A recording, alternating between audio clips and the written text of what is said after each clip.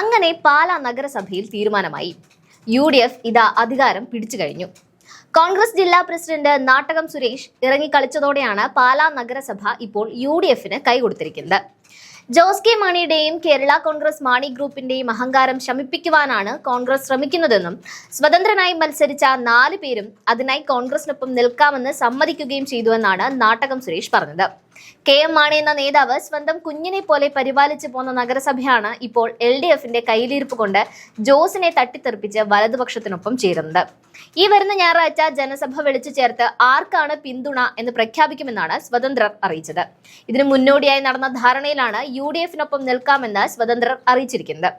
പുളിക്കക്കണ്ടത്തിൽ കുടുംബത്തിൽ നിന്നുള്ള 3 പേരും UDF വിമതയായി മത്സരിച്ച് വിജയിച്ച മായയുമാണ് ഇപ്പോൾ കോൺഗ്രസിന് കൈകൊടുക്കാൻ സജ്ജരായിരിക്കുന്നത്. കോട്ടയം DCC പ്രസിഡന്റ് നാട്ടകം സുരേഷ് നടത്തിയ ചർച്ചയിലാണ് ഇക്കാര്യത്തിൽ സമവായമുണ്ടായിരിക്കുന്നത്.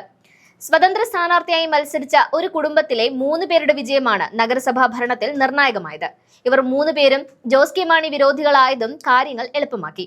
CPIM മുൻ നേതാവും മുൻ കൗൺസിലറുമായ ബിനു പുളിക്കക്കണ്ടം, സഹോദരൻ ബിജു പുളിക്കക്കണ്ടം, ബിനുവിന്റെ മകൾ ദിയ പുളിക്കക്കണ്ടം എന്നിവരാണ് പാലാ നഗരസഭയിലെ 13, 14, 15 വാർഡുകളിൽ നിന്ന് സ്വതന്ത്രരായി വിജയം നേടിയത്.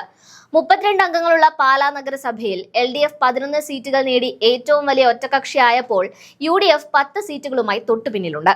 BJPക്ക് 1 സീറ്റാണുള്ളത്.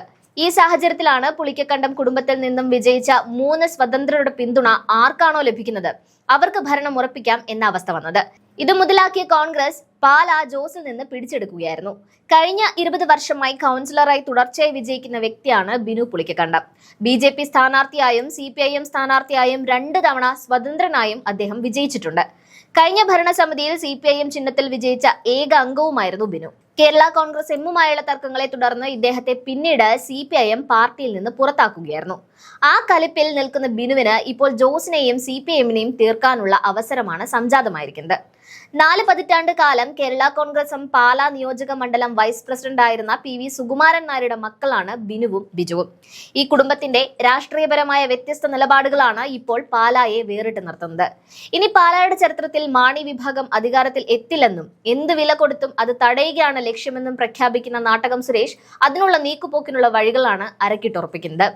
UDFന്റെ മായ രാഹുലും ഒപ്പം എത്തിയാൽ മാത്രമേ ഭൂരിപക്ഷം ഉറപ്പിക്കാൻ സാധിക്കുകയുള്ളൂ. പുളിക്കക്കണ്ടത്തിൽ കുടുംബത്തിലെ അംഗങ്ങൾ UDFന് പിന്തുണ പ്രഖ്യാപിക്കുകയും മായ LDFന് കൈകൊടുക്കുകയും ചെയ്താൽ അംഗബലം 13 വീതമാകും. അങ്ങനെ സംഭവിച്ചാൽ നറുക്കെടുപ്പിലൂടെയായിരിക്കും ഭരണം ആർക്കാണെന്ന് തീരുമാനിക്കപ്പെടുക.